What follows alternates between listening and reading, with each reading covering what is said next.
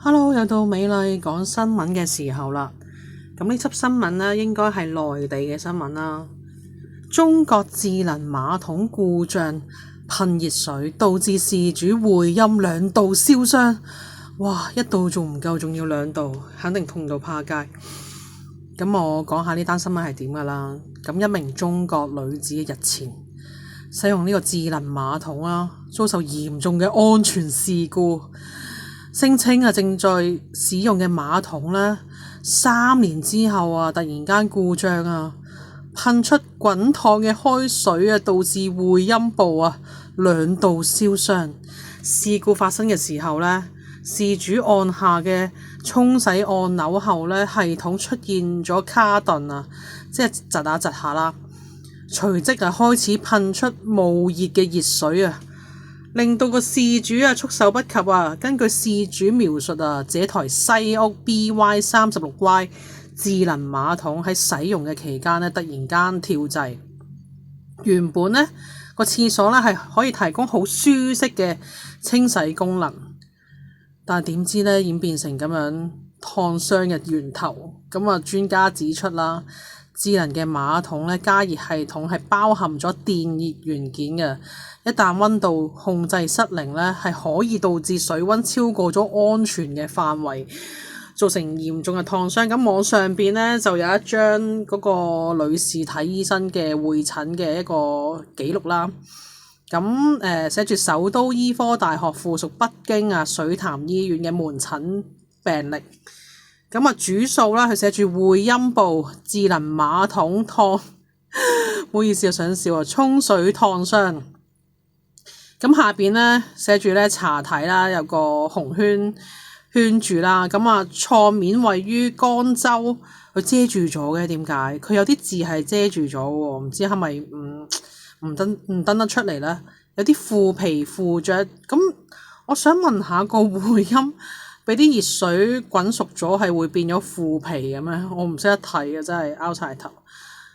創面基底朝紅至紅白長見，即係咩意思我又唔明，係咪即係紅成個 gap 紅晒？未見異常分泌物，半色素沉着。咁嗰啲大陸嗰啲會診嗰啲記錄呢，其實我都唔係好明嘅，因為我都冇學過醫術。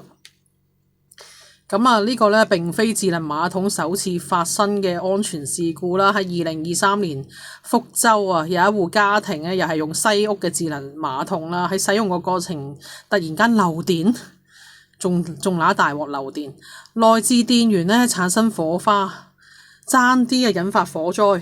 近年來智能馬桶起火漏電嘅事故時有發生。喺2022年嘅浙江麗水2020年嘅廣州等地均發生智能馬桶自燃嘅事故，即係屙下屎着火定係點？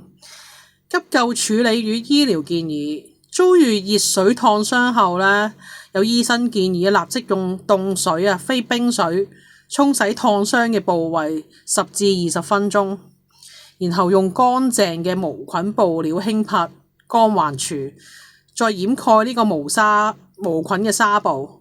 咁我想問下啦，如果當其時屋企冇紗布，可以點樣處理呢？可唔可以即係我當我唔小心錄到個 gap， 跟住之後我攞個盤倒啲凍水落去，我就成個 gap 浸落去20分鐘。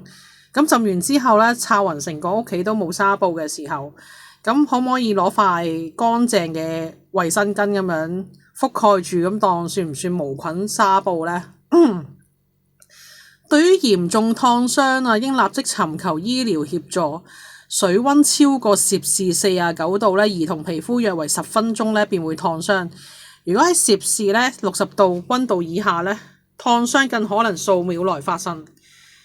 咁智能馬桶作為結合水電嘅產品其防水防電嘅技術格外重要。國際安全標準要求智能馬桶必須配備過溫嘅保護、過流嘅保護等多重安全機制，防止裝置在異常嘅情況下造成安全事故。喺中國自2025年7月1號起智能馬桶將正式納入3C 認證強制實施範圍藉此提升呢個產品安全嘅標準。專家咧最後提醒消費者，選購智能馬桶時咧應該選擇設有好完善嘅安全保護功能嘅產品啦，並定期進行維修保護及清理水垢等污物，避免因裝置老化或維護咧不當咧而導致安全事故。一旦發現裝置異常咧，應立即停止使用並聯絡專業技術人員檢查啦。咁美麗咧其實咧係都幾 old school 嘅人嚟嘅。咁當然啦，有聽過啲 friend 講用日式廁所啊，屙完布布嘅時候咧一沖水連屎都唔使揾，咁啊真係非常之爽嘅。但係咧，如果咁唔好彩，好似呢件事咁樣，突然間噴啲滾水出嚟，錄到個 gap，咁直頭係佢話會陰有創傷啦。會陰係咩意思咧？會陰咧，如果男士嚟講咧，就係個袋啦，同埋個肛門嘅中間叫會陰啦。女士嘅話咧，即係牛柏葉嗰個位叫做會陰。大家明咩叫牛柏葉噶啦？咁如果滾水彈晒出嚟，錄到啲牛柏葉錄熟咗，大家都會諗到係發生咩事，梗係痛到趴街。咁所以咧，有陣時美麗出街嘅時候咧，都會去下公廁啊，去下商場廁所。咁我係唔會用，即係除非自己冇晒紙巾啦。咁我個背囊咧會帶多一包咧濕紙巾嘅。咁我盡量咧就會用濕紙巾咧抹完一兩次之後，先用乾嘅紙巾再抹一兩次。咁就非常之乾淨，千祈唔好假手嗰啲咧咩噴水啊！即係就算我返大陸咧，即係同啲屋企人去旅行啊，租酒店，見到個廁所咧係可以洗 pat pat 嘅話咧，我係完全唔敢試，因為我都會諗到有啲呢啲事故發生啊，都會諗下會唔會唔安全啊，或者係唔乾淨啊。或者係上一手係點樣用過咧？即係我個腦咧係好多聯想喺度咧。即係就算你話上一手有個女士用過，有啲經血滴過落去嘅，就算你抹過我都覺得唔乾淨。咁啊，所以即係希望大家啊去廁所咁啊唔好假手於人啊，假手於呢啲咁嘅機器。就自己即係勤力啲啦，用濕紙巾清潔啦，或者係用幾張乾紙巾啦 Tempo 啊為之最好啦，個質地唔會咁容易穿啊。因為你用嗰啲公廁嘅廁所紙巾咧，薄到趴界嘅，真係好多次試過抿屎咧，係成隻手指對穿咗。大家明我咩意思㗎啦？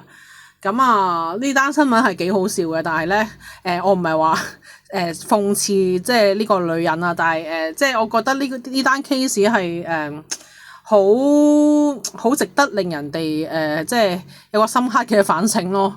係啊，因為傷到嘅都係自己，睇醫生嘅又係自己。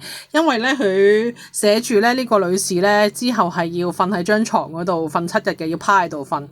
咁所以係得不償失咯。同埋日本智能廁所咧，其實真係你要好熟悉啊，或者真係你要真係好似新聞咁樣講，定期揾人維修，咁啊就避免呢啲事情發生啦。咁啊，美麗都講完啦呢單新聞，咁啊睇下聽日仲有冇啲咩特別嘢，我再揾啲特別啲嘅新聞再報道俾大家聽啦。